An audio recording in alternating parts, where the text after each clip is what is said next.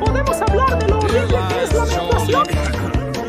O sea, ya sé que es una parte del crecimiento, pero se siente dolorosamente horrenda. O sea, cada un mes te tienes que aguantar 2 días sangrando por allá abajo. Y no quiero hablar de esa gente que lo sexualiza.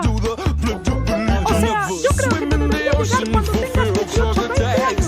Y que te madura. Y no a una niña de 10 años.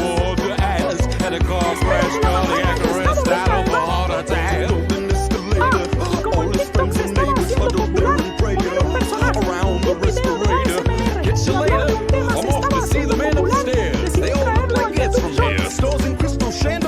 Bueno, digan en los comentarios de qué tema quieren que hable. ¡Fuera!